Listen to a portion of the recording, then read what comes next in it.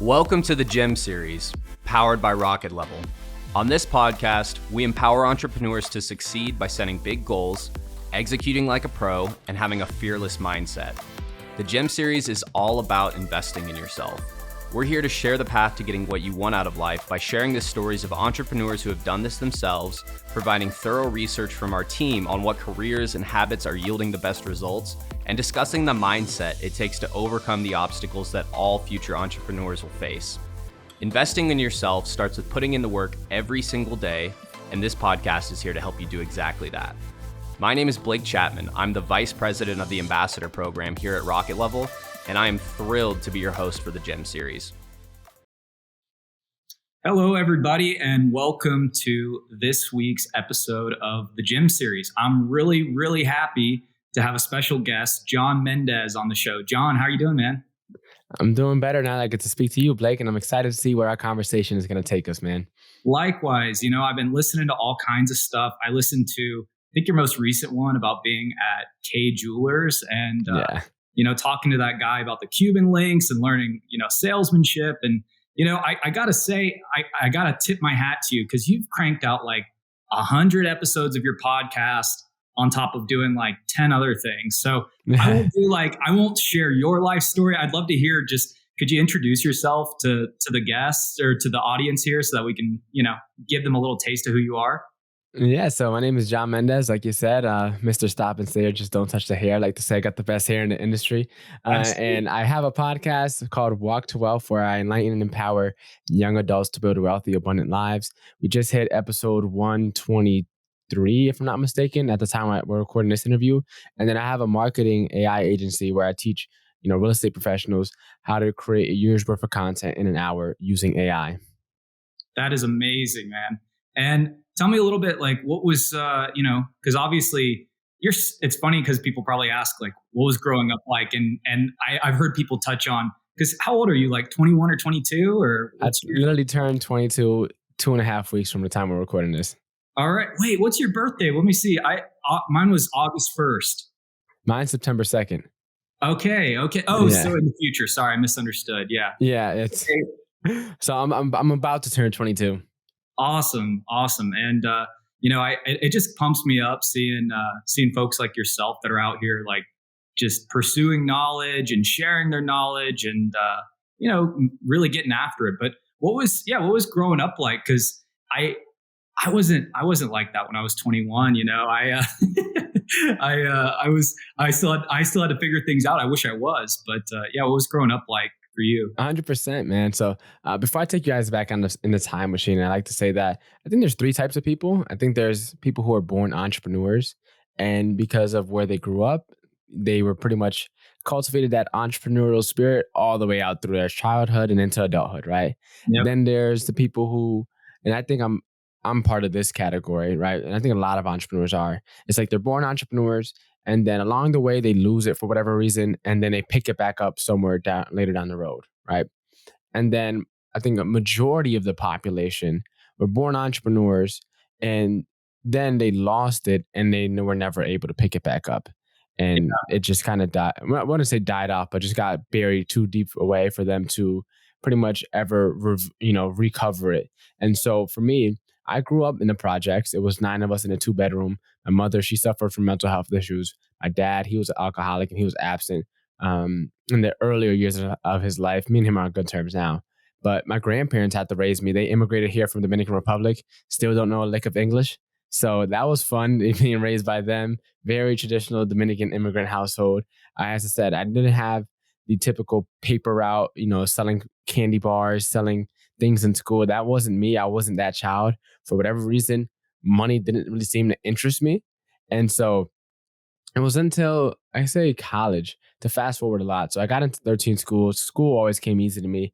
And I knew that I only went to college to network and live on my own, right? Only 2 reasons. So my freshman year, when the pandemic happened, that kind of put a little hiccup in my journey. And then my sophomore year, that fall semester, this is now 2020, I read Rich Dad, Poor Dad. And from there, I realized that there was another way of viewing the world that wasn't being taught in school, wasn't being taught in my environment, but more importantly, wasn't being taught in my home. And Yeah. from there, I decided to jump down the rabbit hole of learning more about personal finance and entrepreneurship. I started going on YouTube University, reading more books, listening to more podcasts, just doing whatever I could to consume information. And that sophomore year, that spring semester, now this is 2021, with the whole world being uncertain, the only thing I was certain of was myself. So I decided to bet on me. I signed up for my real estate classes, dropped out of college, and that's kind of what kickstarted this whole entrepreneurial journey. Man, that's so cool. And I think that you really touched on something there with the three different types of people, and because I've been thinking about entrepreneurship, and I think growing up, I always was like, man, being an entrepreneur means you're some business guy that wears a suit and you make a ton of money, and that's what you're driven by, and all of that. And I think the pandemic shifted that perspective on entrepreneurship a little bit for a lot of people, because we had this great resignation, and people are realizing that, hey, entrepreneurship is oftentimes leaning into your passions and trying to figure out a way to recognize that you have this path in front of you where you can choose to live the life that you would like to live, or get closer to that. And I don't know, it's cool to see you doing that, right? How is entrepreneur? I mean, have you seen some of that? Like, how is entrepreneurship? How would you define it? I guess in your own journey. So for me, I think I realize now that the only difference between a little kid and an entrepreneur is that an entrepreneur has a business. I think entrepreneurs are just big kids. Like, we're visionaries. We have big ideas. We dream dreams that most people could never even like fathom, right? Like, we're just really big kids. We're kids in the adult world almost, essentially. That's like literally the only difference I feel. And for me, as you mentioned, it's been hard to find other people my age. I always felt like God has blessed me with the gift of wisdom. And I didn't start to, I guess, separate until probably around high school. I feel like my outlook on the world and my perspective, as I said, I wasn't entrepreneurially thinking at that point in time, but just like my overall outlook on the world, I could tell was different from most of the kids my age.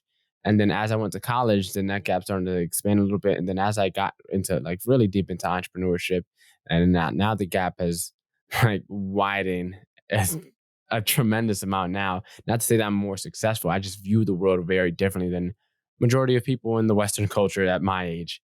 And so it's like now in entrepreneurship, I'd say it's really a game of who can provide the most value, right? And a game of who can also fill the biggest gaps. I Yeah. think those have been my big two things that um, I'd say my personal journey has helped me get to where I'm at now is being able to provide relevant value, right? Because it's only valuable if it's relevant. And then also being able to see gaps where people don't see that you could potentially fulfill. Those kind of been my two biggest things, and that kind of helped me navigate my way through this entrepreneurial path. And of course, mentors as well. That played a massive role, but that's, I feel like, in another bucket. So, have you noticed that since you've started doing this? Because I mean, you've been on this for it's been a lifetime of work now. Getting there. But since you've been doing this, I mean, have you noticed that your circle is changing a little bit in any kind of way, or what's been happening with that stuff? Yeah, no, it's one of those things that I remember in high school. I seen this one meme. It was like freshman year, you have like 20 people, and then sophomore year, you got like 15. Junior year, you have like 10, and then senior year, you only have like two other guys. And Yeah. I thought that meme was BS because like my whole my high school and middle school journey, I always had the same group of guys. And then even when I went off to college originally, like I would still have my Xbox. So although we all went kind of a little bit our separate ways in terms of like, at least physically where we went to school, like we were still in touch very often. We're still in the same group chats and stuff Yeah. like that. Then once I got into entrepreneurship, this is also in the middle of the pandemic. So when I decided to drop out of college, right, I also was working at K Jewelers at the time. Right. So I started working close to 30, 35-ish hours there. And then from there, I picked back up the restaurant job. So I was working another 30, 35 hours at the restaurant. So I'm pushing close to 70 hours alongside of studying for my real estate exam. So I didn't have much of a personal life. And mind you, this is in the middle of the pandemic. So it's not like things were really open for me to do anyways. So it's like that portion of my life, every day just kind of felt like the same day. I would Yeah. wake up, get ready to go to K Jewelers, work, then I would come back from the mall, go home, eat, change, go to Sign the Whale, work Sign the Whale till almost 11, then go home. And then on the weekend, sometimes I'll work doubles at the restaurant. And because during the pandemic, you couldn't have the bar open unless you were also serving food. So I had to stay almost till kitchen would close at almost 1 o'clock in the morning. Right. So I'm coming in at 10:30, almost 11 a.m. And then the kitchen closed 1 a.m. the following day. Right. And then from there, we still had to, because people could put orders up to 1. So like, Yeah. meaning if we were backed up, When we they will put still be serving last second orders, right? We'll still be serving almost till like 1:30, bringing out food and then or cleaning up stuff. And then from there, I say we close up around 2 is when we kick everybody out, clean up. And then I didn't have a car at the time and I was too cheap to pay for an Uber. So what I did was I would walk home. My walk home was a 45-minute walk. So I'm coming in 10:30, 11 on a weekend, right? And then I come back home that following day almost at 3 in the morning to then wake up Sunday and do another double, right? Yeah. And it's just like my time period, I think I say all that to say this, that yes, my circle is way smaller. Everyone that I talk to from that I used to talk to, none of us are on bad terms. We just kind of run our separate ways. I only talk to one very consistently and one pretty consistently. And so it's like everyone else, though, I stopped talking to mainly because it's just like I realized that the trajectory we were on was very different. And the entrepreneurial track is a track that not too many people understand unless you're already on it. And so I just started going to a lot of conferences, a lot of networking events, a lot of going to my real estate office. I'm no longer focused on real estate at all as an agent, but I still know a lot of people in that space. It's like now most of my connections are people in that space. And I have actually really rarely ever reach out to anyone I used to reach out to. And Yeah. it's like we're in different worlds now almost. Yeah, and it's funny. I went through something kind of similar at one point too, where I was like, man, I was working in the garden department at Home Depot, and then I was in the kitchen at a bar until, we would get out of there at 3 o'clock, and it leaves you very limited time whenever you're working like that to be able to ever, well, it's not that you always have the same amount of time, but the difference is that you realize, hey, this is more precious. And if I want to continue advancing, I probably have to be kind of mindful with who I hang out with or anything like that. Being in the restaurant industry is kind of a grind too, because it sounds like you did that for a little bit. You see like, it's easy to get into like, alcoholism and drugs and all that stuff. Cause you're so tired. You're like, I'm just going to have a few drinks with everybody when everything's over. You know what I mean? And, or mid shift even, like people want to do that too. Yeah. So it sounds like you were kind of like, you were going hard, 3 a.m. and then starting, again in the morning. So what was that process like where you were like, man, I'm wiped out, but I still want to go to these conferences and start networking? Like what was, how did you make that kind of switch, you think? So I got licensed. So after I dropped out, this was about February 2021, I dropped out, right? Got started working. Then I picked up a restaurant job around May, right? And then from May almost till like September, I was pushing close to like 70 hours. Yeah. Right. Then I got licensed as a realtor, right? 2 weeks after I turned 20. And then from September to about November, I started working a little bit less. So then I was doing about 55 hours, right? And then I didn't start going to conferences until November. I quit G.E.M.Series. And then in 2022, that's when I started going to conferences. So I was only working about 30 hours at the restaurant job. And so that was also mainly on the weekend, so Thursdays to Sundays. And then throughout the rest of the week, I had a pretty decent amount of time. I was trying to figure out this real estate stuff and how I was going to get that going and popping off. Along the way, I decided to start the podcast and the social media thing. And so I feel like you make time for the things that you want to make time for. That's one of the biggest lessons I've learned. And people say they don't have the time. It's just BS. I think people do have time. It's just a matter of when they find, when they'll make the time, right? It might not be at the time that you originally wanted to see them or talk to them, but you make time for the people you want to make time for. And as you said earlier, that your time is extremely precious. And when you're working that much, it's like you had to pick which plants you want to water. And of course, you would love to water all the plants, but some plants are also kind of like cactuses, right? You don't really need to water them that often. And so, knowing how much plants That's to great. water, which plants, right? And knowing which plants need a little bit more attention. And then from there, assessing, well, is this a plant that I want to give more attention to? Like, are we aligned? Are we going the same trajectory? Do we have the same directional goals, right? Because they don't need to have the same goals as me, right? But are we in the same direction, right? Are we in the same, you know, area or ballpark? Because if not, as I said, it's only but so much time, and you can't talk about Xbox forever, right? And so it's Yeah. like there's only I feel like for me, it's hard for me to have small talk nowadays. It's like if we connect, let's have a deep conversation. If we don't, of course I could small talk a little bit and smile, but I'd rather not. And as a podcaster too, it's like I'm a sucker for these conversations. That's why I keep them going, right? That's why I hop on other people's shows. That's why I have people on my show. It's like I love conversating, right? I don't have time for like, hey, how's the weather today, right? It's like Yeah. if we're gonna talk, let's talk. It wears me out, and Yeah. it's funny you say that because I'm like, yeah, not even secretly, but these conversations are pretty therapeutic to me because it's a time to process some of these big ideas. And going back to the idea of like your precious time, something I kind of think about too is the hard truth. I think is a lot of people don't take time to realize, do I actually care about this? Because Yeah.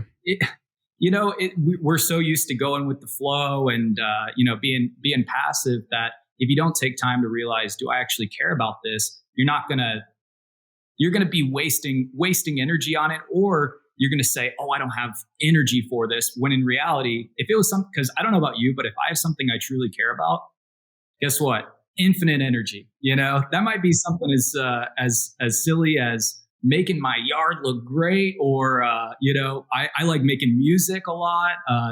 Being able to dedicate time to that, or helping recruit somebody for a sales team, or whatever. But if your mission is, if you take time to evaluate, hey, what's all the stuff that's like a drain, and that I maybe not look at it as a good or bad thing, but just look at it as, is this sparking something in me? And just Yeah. eliminate some of that stuff. It goes such a long way, I feel like. And there's a good Eastern philosophy, it comes from Japan, that I learned about that helped me really figure out, what is it that I should be really focusing on. And it came from a point where at this point in time, right, my podcast numbers were going down for like 4 months straight. I was teaching social media classes. I wasn't making any money off of it. And then I tried to do a marketing agency where I was creating content for people. After my first client, I was like, nah, this sucks. I'm not doing it. Right. And then from there, my real estate stuff, I wasn't selling any houses, and I was still working at the restaurant, even though I wanted to quit. And this is like quarter 3 to 4-ish of 2022. And I was just like, man, what the F am I doing? There's a lot of nights I'm just like questioning myself, like, man, like what am I doing? Is this all worth it? Like, I'm not making any money, burning through all my savings, spending, just to try pretty much get nothing out of it. And I found this concept, it's called Ikigai. And it stands for your reason for being. And pretty much where this comes from, the people have some of the longest life expectancies in the entire planet. People are like casually living up to like 95. Damn. And it's pretty much the intersections of 4 circles. And the first circle is what you love to do. Like, what are the things that you do and time just ceases to exist, right? Make a list of all those. And then from there, what does the world need, right? What are all the problems that the world needs solving, right? Write down all the problems that you feel compelled to solve. Or if you're someone that you don't really have a draw towards something that you can distinguish, then write down everything that annoys you. Because usually when you're annoyed by something, it's because you care about it for whatever reason. So if you can't find out what you're compelled to solve, figure out what annoys you and then start from there. Right. Then the third circle is what can you be rewarded for? Right. It's a lot of times we do charity work, we do things out of the kindness of our hearts, but at the end of the day, we still have to put food on the table. We still have to keep the lights on. Right. So what can we do that can reward us? And then the last circle, which I kind of tweaked, it's, what are you good at? I tweaked it to what do you have the aptitude to be great at? Because a lot of times, especially with younger people, right, you don't really know what skills you have, or people with less experience, right? You don't really know what skills you have to offer when you're looking at yourself. And sometimes you need someone else out because the fish is always the last one to realize it's in water, right? So you need someone externally to kind of, hey, you're good at this, right? Yeah. When I first taught my first social media class, I was in this big real estate group at that point in time. Um, I was in the gym. This is January of 2022, right? And they were talking about social media, and I was in the gym, people grunting and dropping weight, so I couldn't share.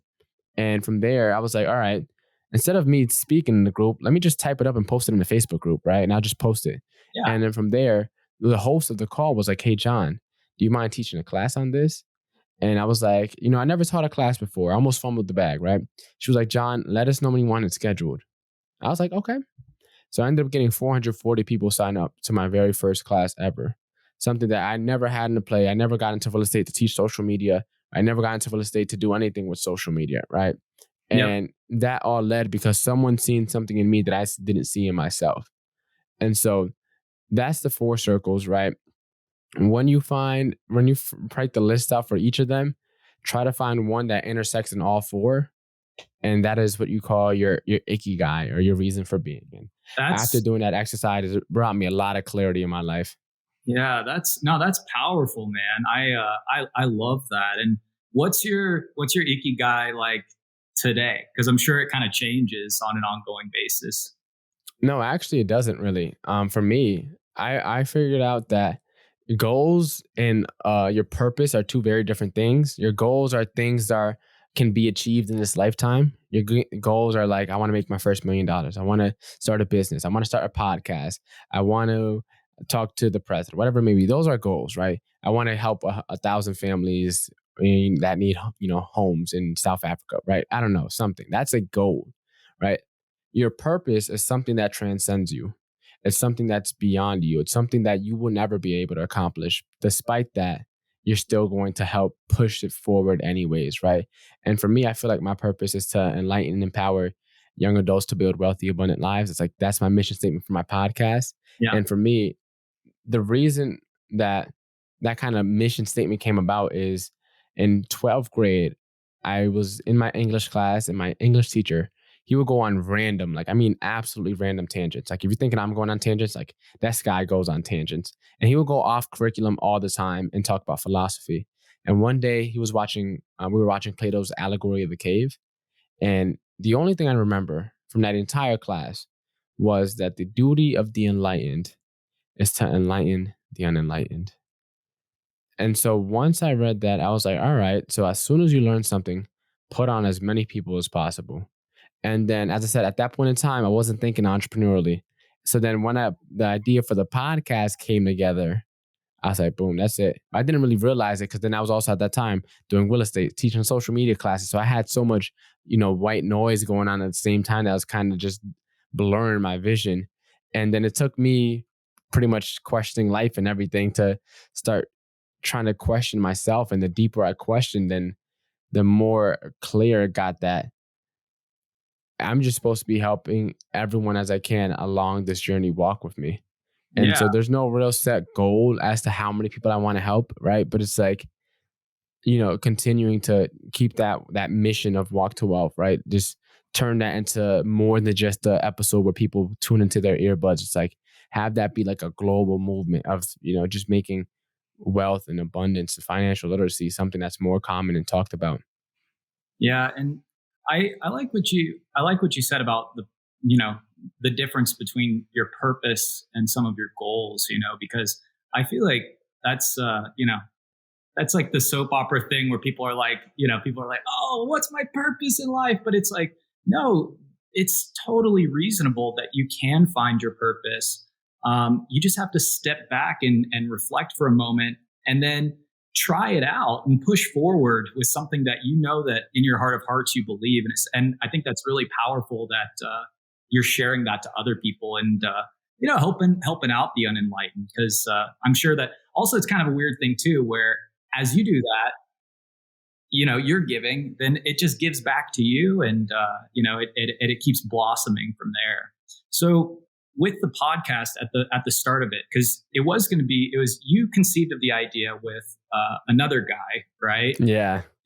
And then you took it and ran with it. So tell me, like, what was life like around then, and what were you guys thinking about?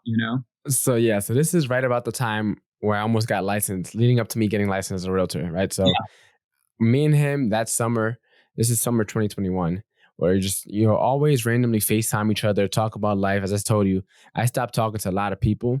And so he was one of the guys that I talked to. And he actually was the first person to really introduce me to something like personal finance related. Like I took a class in high school called personal finance, right? And I took an entrepreneurship class, but like in the real world, I guess you could say, he introduced me to Robinhood.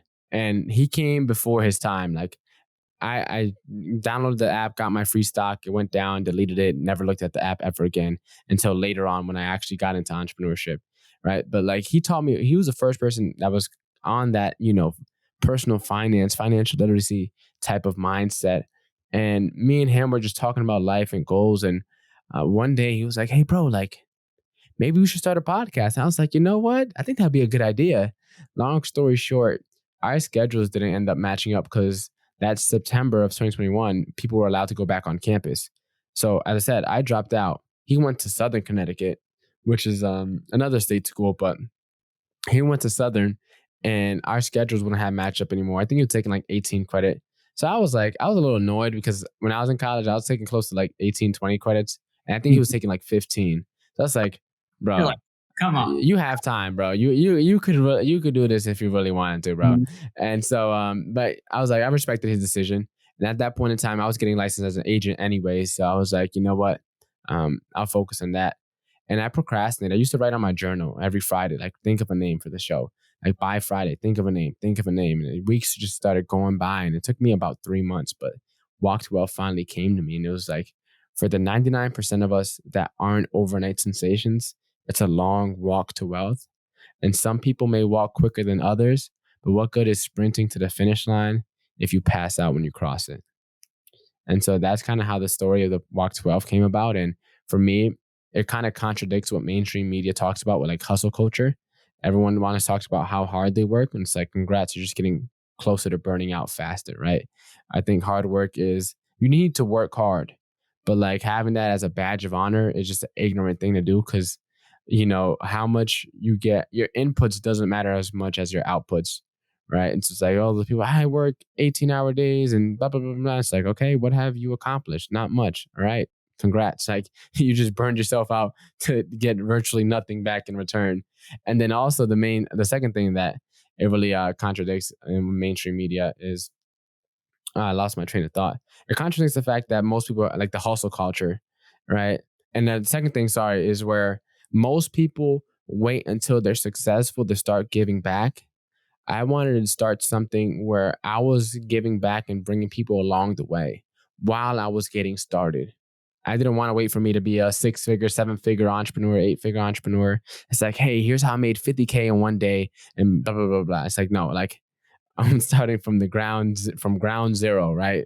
From getting this out the mud, building this from scratch. Like, and we're going to keep on going with this and keep on going with this until, it gets somewhere. And once I do get somewhere, then I'm just going to keep on going with it. I'm just going to turn up the dial a little bit, turn it up a notch and do even more, right? It's just like, but can't anyone say that, I waited until I became successful. It's like, nah, I've been documenting the journey and putting as many people on as I can since before I even became a full-time entrepreneur, since before I even had the idea to even start the marketing agency that I got going on now, before I started doing, speaking in person, before I started hopping on podcasts, before I started doing any of this stuff, I was recording the podcast, documenting what I had going on.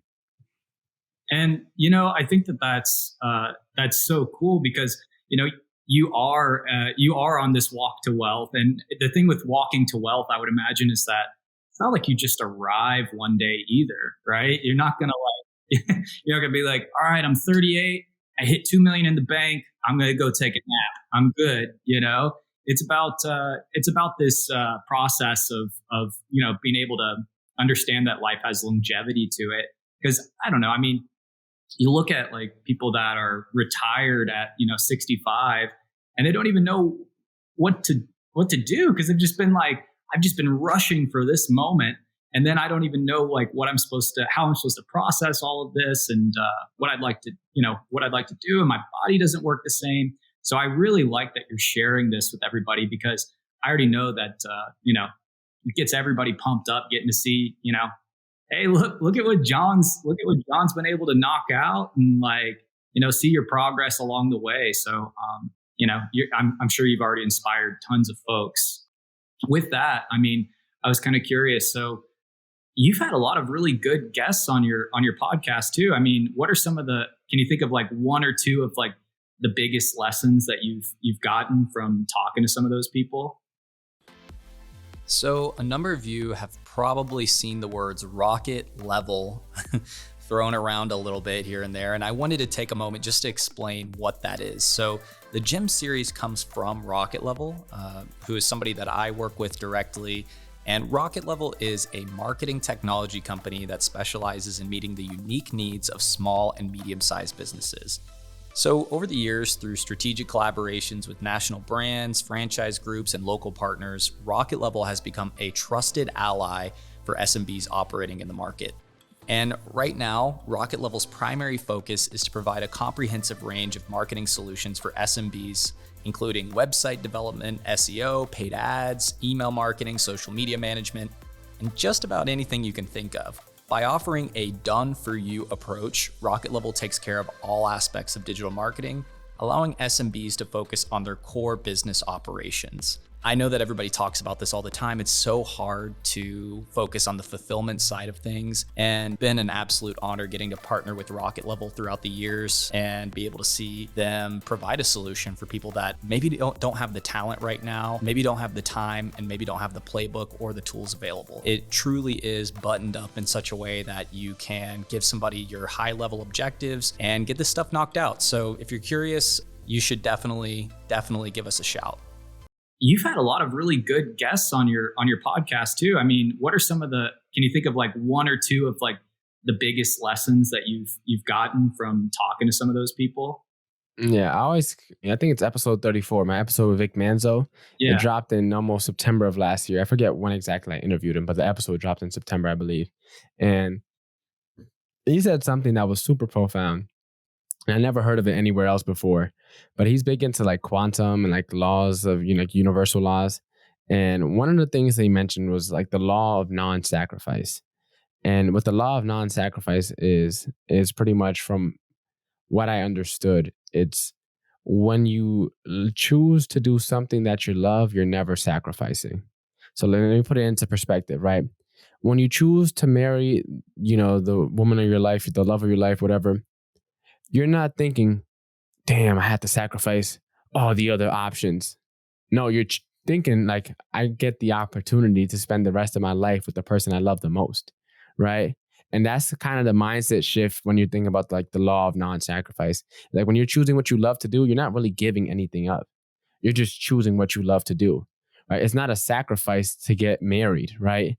You're not sacrificing all the other options. You don't want the other options. You're choosing the person that you want the most, right? And having that mindset shift and applying that to like all your aspects of life, whether in business, whether in your personal or your financial, right? It's not giving up this for that. It's choosing what you love to do. And it's just a little simple mindset shift. But as I said, I never heard it anywhere else in my life before. I still haven't heard anyone ever bring it up ever since then. But that was probably one of the most profound things. Yeah. And then the second one was this guy named, I forget his last name. It's David something, but he's part of like this entrepreneur organization. And he was talking about, his episode hasn't dropped yet, but he was talking about this one thing where my famous 5 questions, one of the questions I always ask is like, what is the legacy that you're trying to leave behind? And he said something about like, I'm just trying to make the most, pretty much like your legacy is just an accumulation of all the nows that you had in your life. So he was like, said something along the lines of, I'm just trying to make the most of every now. And by the time I live out the rest of my life, all the nows will have add up to make something amazing. He said something along the lines. He worded so beautifully. I remember when I was interviewing him, I was like, I never heard, he was just like, oh, my kids, I want to have generational wealth, yada, yada, yada. But like, just the way he worded it, as I said, I'm not doing it justice, but no, but it's he so worded it so amazing. Yeah, it's so powerful. Even just the concept of like present mindedness and being able to seize the moment. I mean, that absolutely will have an impactful outcome on your legacy. whenever because that's at the end of the day, that's literally all we have is right now getting to talk to John. This is what I get. And I can choose to do something with this and have an impactful conversation and avoid the small talk like we talked about. Or I can lean in and try to learn a little bit more about you and hopefully make your week even a little bit better. And because I know it's already making my week better, and that multiplies. So I think that's amazing. I got chills even just thinking about it. It's pretty cool.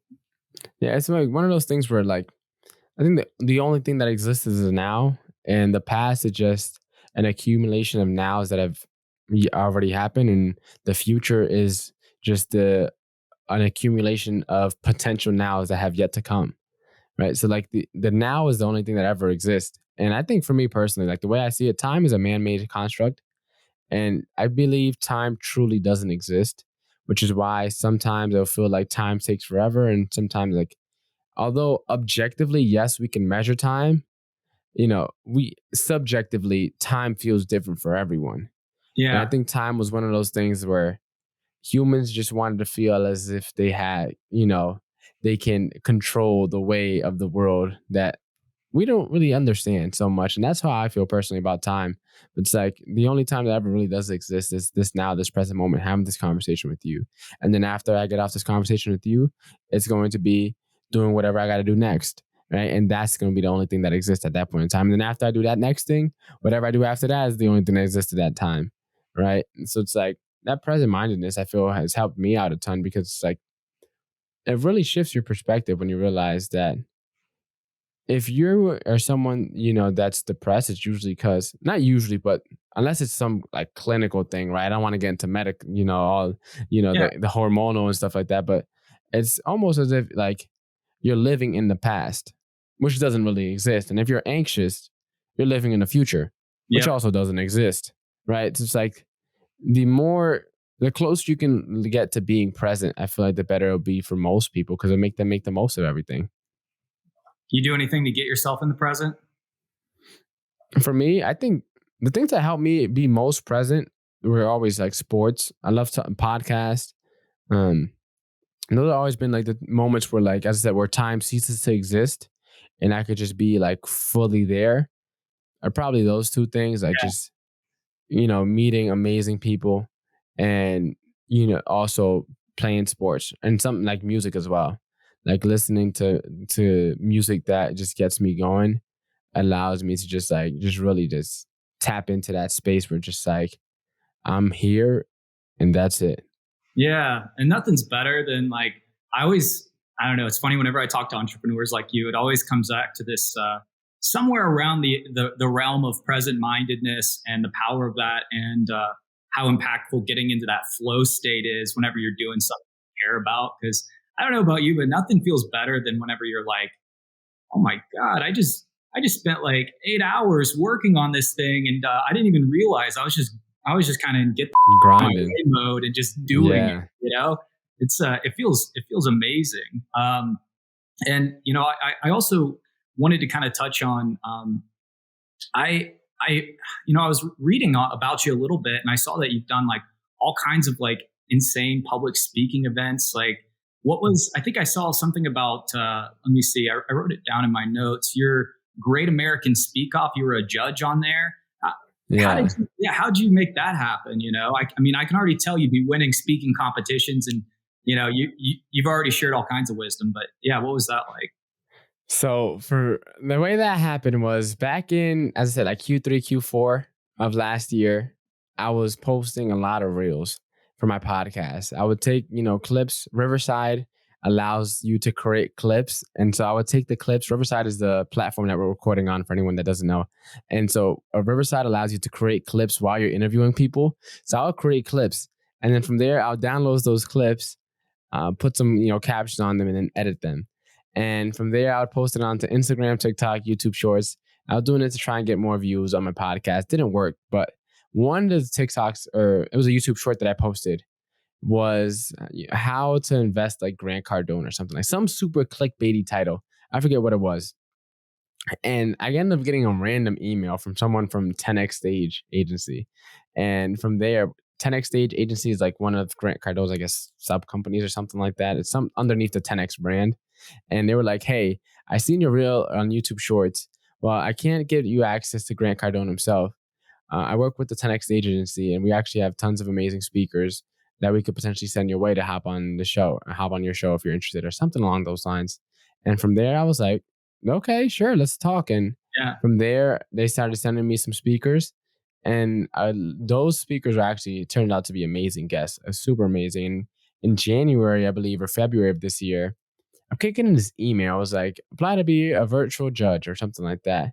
And I thought it was BS. But then the lady that reached out to me sent kind of a similar email, like, hey, would you be, interested in potentially being a judge? Yeah. And I was like, yeah, sure, why not? So I got to be a virtual judge for the Great American Speak Off, which was at the 10X Growth Con this year over in Vegas. I was one of the virtual judges, and there were tons of amazing people that were also judges alongside me. Like, I got to interview David Meltzer because of that. I got to interview one of the finalists of the Great American Speak Off because of that. I think one or two of the finalists because of that. Like, I got to connect with a ton of other amazing entrepreneurs that were on that list, people whose books I've read, right? People who I watched their YouTube videos for to learn about entrepreneurship. And it was something where, as I said, it started off from a little YouTube short with a clickbaity title, but then that led to me getting a bunch of great podcast guests and making some good connections as well. Man, that's so cool. Isn't it crazy? Like, you might not know what the impact of doing something simple like that is. I mean, because I think you mentioned being a real estate agent isn't your like primary focus right now either, right? It's not a focus at all. It's not even focused on it last year. Yeah. I had my license active just to be in my office and use that Keller Williams brand to get me in front of other Keller Williams offices, because my courses and my marketing stuff is all geared towards realtors. So that's the only reason I have my license. So yeah, that's kind of that's so cool, because you've been doing all these things in between, and now is that Stop and Stare Media? Is that what that is? Yeah. Okay, right on. So what was that like when because I know you said you taught a class, and that was you had all this crazy attendance. What was your thought process when you decided to start Stop and Stare Media? So as I said, so that class, the story gets a little deeper, right? Because I never taught a class before, right? So I was panicking. I didn't know what I was going to do. And I almost fumbled the bag the first time because I didn't say yes. I said, I never taught a class before, right? My immediate reaction was to discredit myself, because I felt like, whether I wanted to admit it or not, whether I would admit it at that point in time in my life, but I didn't feel worthy of doing that, right? I didn't feel deserving of it. Like, didn't feel qualified enough, especially because up to that point, I only did one rental transaction. Up to that point, I was only 4 months into the game. And so from there, I didn't know how to use Eventbrite. I didn't know how to host a class on Zoom. Like, I had to get people to register on a Google form. That Google form was connected to Google Sheets, and then I had to copy and paste everyone into my MailChimp. And then from MailChimp, then send out all the invites manually, right? So it was a nightmare. I ended up getting over 200 people live on the call the day of.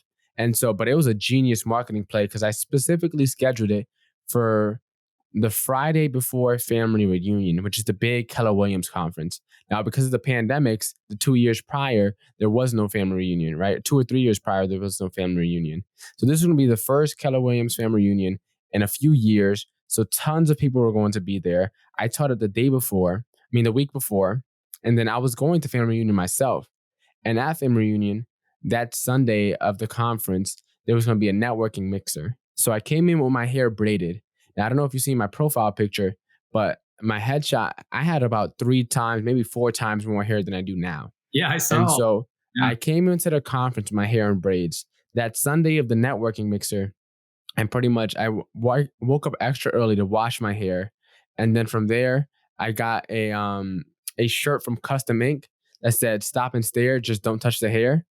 And from there, pretty much everyone loved the shirt. And everyone also attended my class. I mean, there was more than just the 400 people that signed up. But at the networking mixer, majority of people that were there were people that signed up, right, from the class. So it was a big networking play. And on top of that, I have a digital business card, the one where it's not just the QR code, but the one where you could tap on your phone and it pretty much connects to your contact, which none of them at that point had ever seen before. So it was almost a quadruple marketing play because I had the class, and right after that, I had the hair, and then the shirt, and then the business card. Right, it was a massive marketing play, and that really put me on the map as a social media guy in the group. Started teaching more classes, and then I was thinking of a name, and Mendez Media was taken. So I was like, all right, what would the name be? Right now, this is October of 2022, and I was like, you know what? Stop and stare, just don't touch here. What about Stop and Stare Media? Right, and it's a double play on words because everyone who knows this from way back when knows the Stop and Stare comes from the just don't touch the hair line, right? But everyone going forward is also a marketing little play because it's like stop and stare. When you're creating content, you need people to stop and stare, because if people aren't watching your content, it's not going to get promoted to more people, right? So it's also a little marketing pun as well. And the people who know me from way back when know it's an inside joke. So it's an inside joke and a marketing pun together. That's how Stop and Stare Media came together. And so that's how I got the name. Man, that's so cool. And, talk about like finding a mix of, what's authentic to you. You're like, I know I'm going to take a moment to know what's like unique about me. And then I love that you did something that caught people off guard a little bit. And you were like, hey, I'm going to approach this from something new that I know will actually get people to be in awe of what I'm doing, right? Because what says that you are the social media person more than the forward thinking guy that's like, they're like, wait, I just tapped my phone to your phone and now we're good? Like, what is this? That's crazy. That's crazy. So I love that mindset of like hacking it to figure it out. I mean, and getting to a point where you start thinking like, what's gonna, get people to notice me when I'm this, what'll make me the mint chocolate chip cone in a sea of vanilla, right? That kind of thing. What are some of the ways that what's the mindset that you think goes into that to like standing out amongst the crowd and also being yourself, Yeah. So I say it's funny because I had a internship, a marketing internship, and this is back my senior year of high school. It was only 3 weeks long, and I was in the last week we had prom, and so I came in with my hair braided, and so they were like for prom they were going to take us off, but I was going to come in the day before with my hair in braids, and I guess it wasn't professional enough for a corporate culture, so they told me to stay home pretty much the day before. Right, this is back in 2019 before the woke movement made hair acceptable in corporate.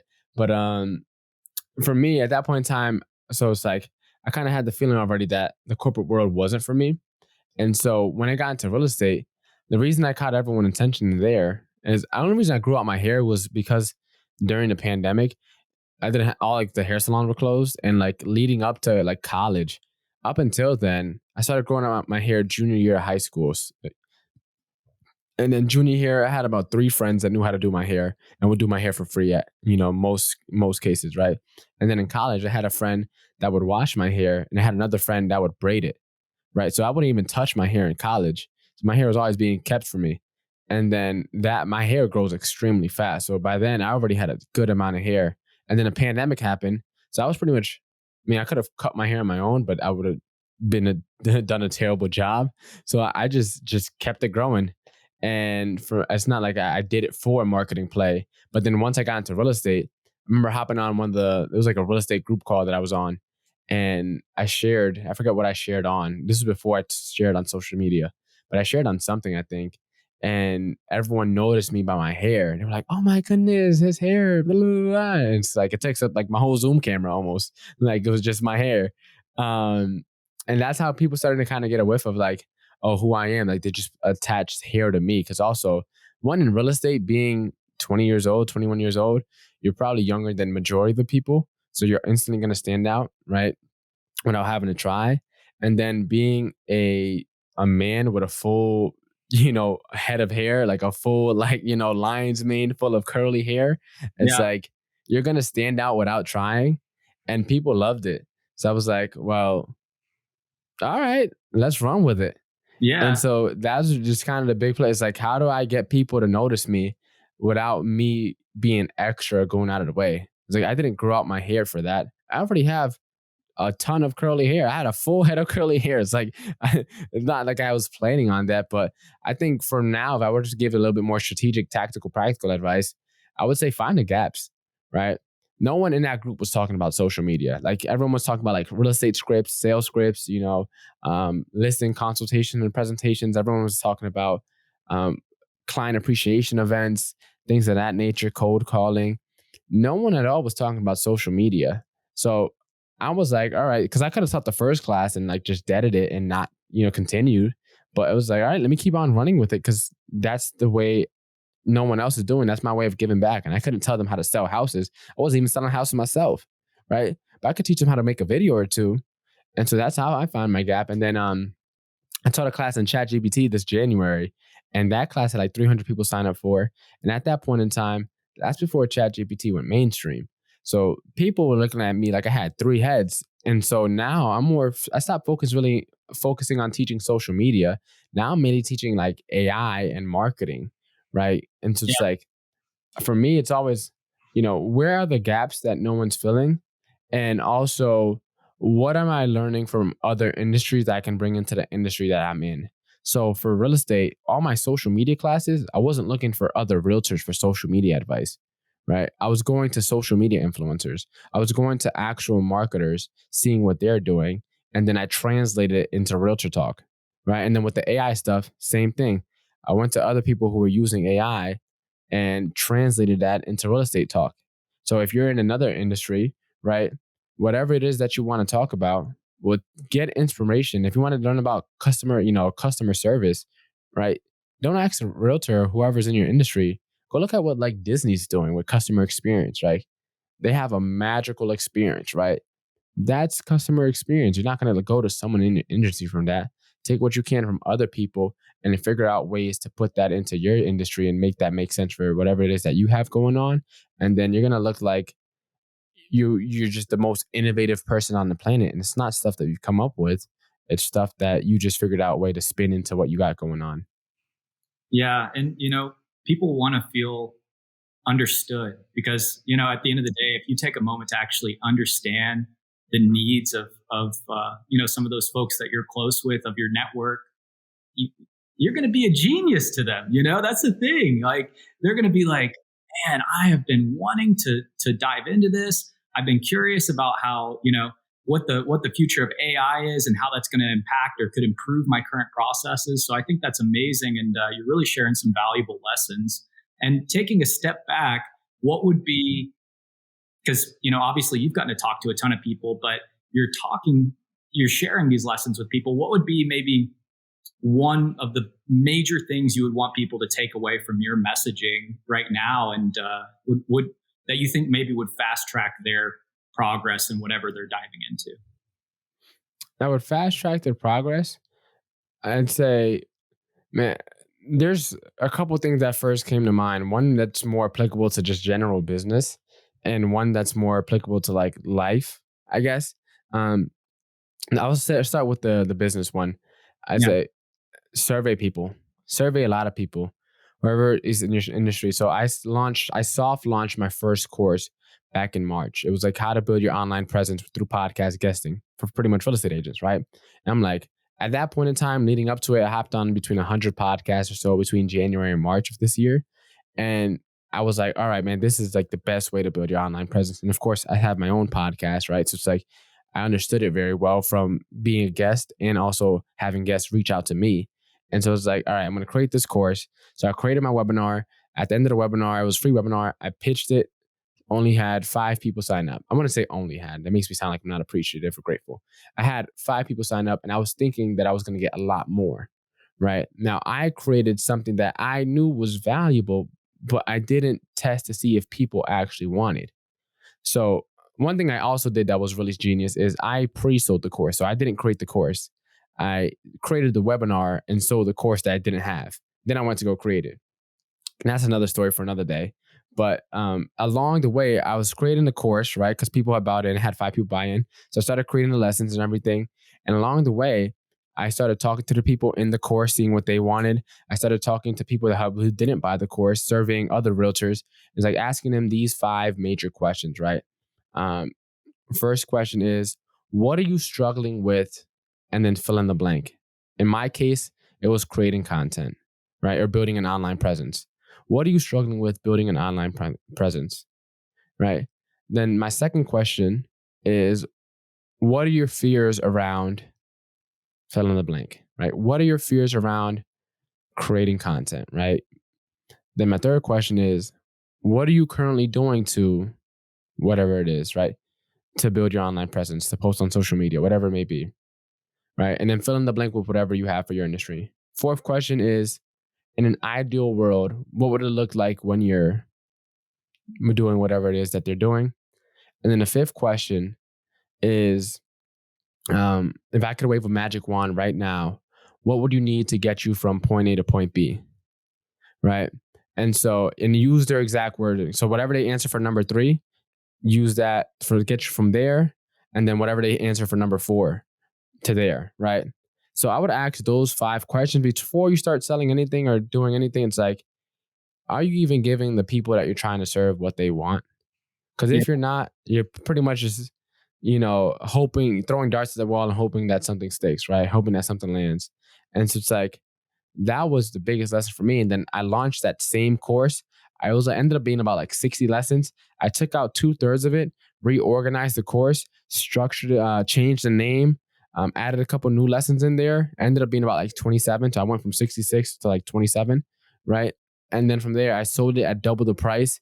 And instead of getting 5 people to sign up, I ended up getting 33 when I launched, right? And so it's like, all I did pretty much, because it was the same course, I just took out a bunch of stuff that I thought that would be valuable that they weren't interested in anyways. And the stuff that they were interested in, I just kind of went a little bit deeper on it and reorganized some things, and boom. I mean, it's not that simple, but long story short, that would be like my biggest thing is like, figure out, are you even giving the people what they want, right? Figure out what they want, use those 5 questions, and that'll help, I think, accelerate a lot of people. Awesome. Everybody take notes. John, I've loved getting to talk to you, man. This has been great. I already know that our audience is gonna be wanting to reach out to you. Where should they get in touch with you? What should they follow? Where can we plug your stuff? Yeah. So the best way to, if you were serious about really taking your entrepreneurship and your wealth building journey to the next level, I would have you actually go to walk2wealth.com. Walk2wealth.com. Check out the podcast. I'm starting to share a lot more of my personal journey and the lessons I've learned. It used to be mainly only interview style episodes, but as of recently, I started doing a lot more solo episodes where I'm sharing my lessons that I've learned through entrepreneurship. And of course, I'm bringing amazing guests on all the time. Absolutely. All right, John. Well, thanks, for joining me on this and having this conversation. And thank you everybody for tuning in. Remember to subscribe. I can't do it without you guys. I've got a few big things in the works. I'm rolling out some courses at no cost that cover several of these insights that, I've been getting from people like John and we've been learning about on the G.E.M.Series. Just shoot me an email if you want to learn more. My email is blakec@rocketlevel.com. As usual, have a beautiful day. And this has been the G.E.M.Series. Thank you for listening to today's episode of the G.E.M.Series, where we're always here to share the goals, execution, and mindset of thought leaders around the world. If you're listening to this, I'm sure that you have some pretty big goals for yourself, and I would absolutely love to hear them. Actually, here at RocketLevel, we just launched our newest partnership program, where the goal is to, build a relationship with you guys. I want to talk with all of you coaches, consultants, and entrepreneurs. This program is going to be providing free sales and marketing training, giving you access to a massive network of small businesses, and even paying you to allow us to handle the fulfillment side of things. Over the last 20 years, we've been able to learn a lot about how to handle digital marketing for a small business. And frankly, we want to pass that along. After working with business coaches and consultants all over the world, we decided, let's make it formal. Let's make this thing happen. So if you're at all curious, check out the links attached and please reach out directly. I would love to meet you all. Remember, I'm always a email, text, phone call, or DM away. Everybody, remember to be awesome and do awesome things. A whole lot more coming soon. Take care.